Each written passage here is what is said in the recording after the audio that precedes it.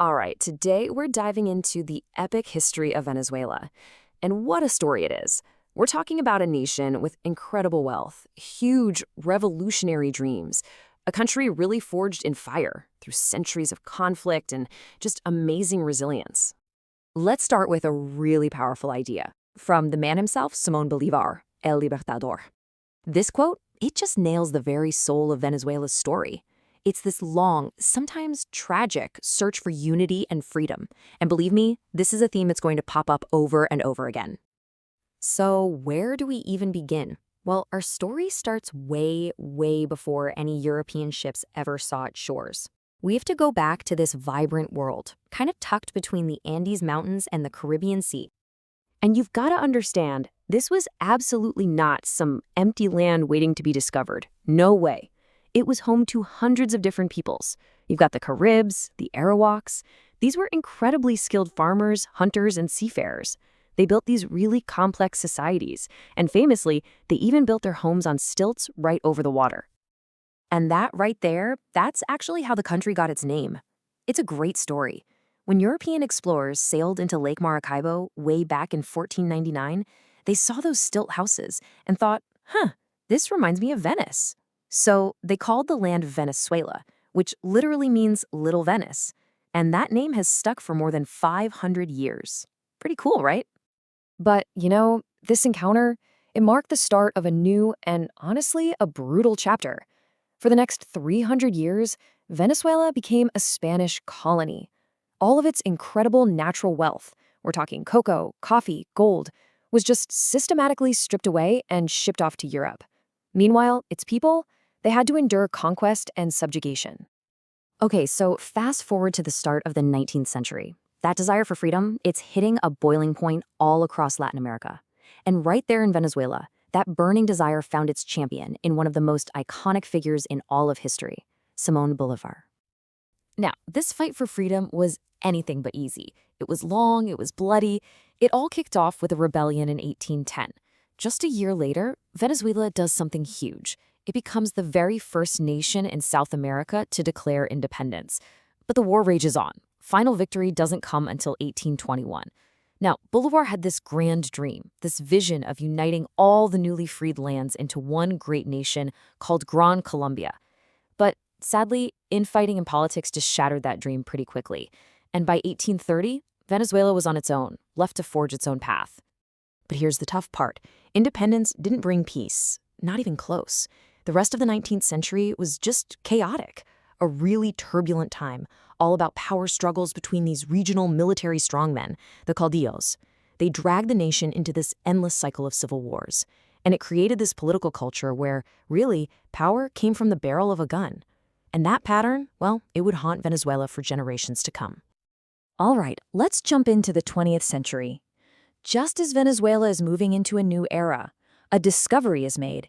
And this discovery is going to completely reshape its destiny. It promised unimaginable riches, but it also brought with it a brand new kind of curse.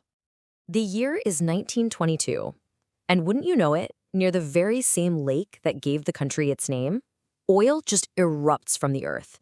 And I mean, overnight, everything changed. This black gold basically launched Venezuela onto the world stage. But this oil wealth, it was a classic double-edged sword. On one hand, yes, it brought incredible prosperity. Venezuela became a powerhouse in Latin America. But on the other hand, where did all that money go? Well, it flowed straight into the pockets of foreign companies and a tiny domestic elite. And it funded a whole new generation of brutal dictators, guys like Juan Vicente Gómez, who were basically just the old caudillos, but now with a whole lot of oil money to back them up. Then, in 1958, there's a big shift. The last dictatorship is finally overthrown, and it kicks off about 40 years of democracy. And for a while, it seemed to be working. Venezuela was seen as this beacon of stability in a pretty volatile region. But that stability was fragile.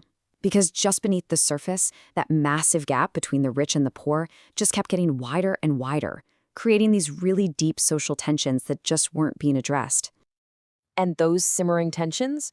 Well, they finally boiled over and exploded at the end of the century. And that explosion is what paved the way for one of the most charismatic and controversial leaders of our time, Hugo Chavez. So you might be asking, how did this guy come to power? It really starts with El Caracazo.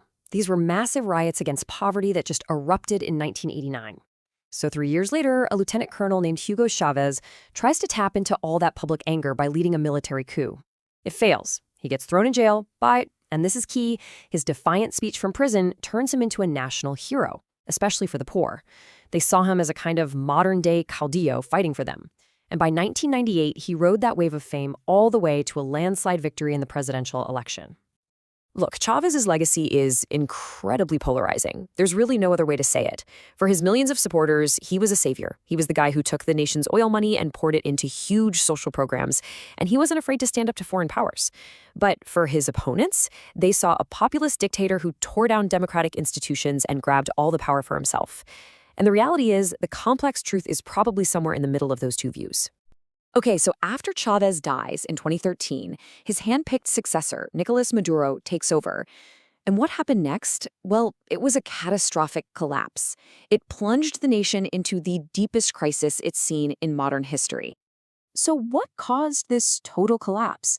It was really a perfect storm of factors. First, the global price of oil, the country's absolute lifeblood, crashed. Then, you add on crippling U.S. sanctions, intense political unrest at home, and, frankly, years of really severe economic mismanagement. It was a recipe for disaster. And the human cost of all this, it's just staggering. We're talking about over 7 million Venezuelans. That's more than 20% of the entire population. They've had to flee their homes, creating one of the biggest migration crises in the world right now. And this brings us right back to the ultimate heartbreaking paradox of Venezuela today. This is a nation that is literally sitting on top of the largest proven oil reserves in the world, in the entire world. And yet, its people are facing just unimaginable hardship. Hyperinflation that makes money worthless, constant shortages of food and medicine, just a daily struggle to survive. And yet, through all of this, the story isn't just about crisis. It's also about incredible, unbelievable resilience. As one writer put it so well, this is a land of fire and hope, where the people never surrender. From Bolivar's dream of unity all those centuries ago to the struggles of today, the epic, complicated history of Venezuela is still being written every single day.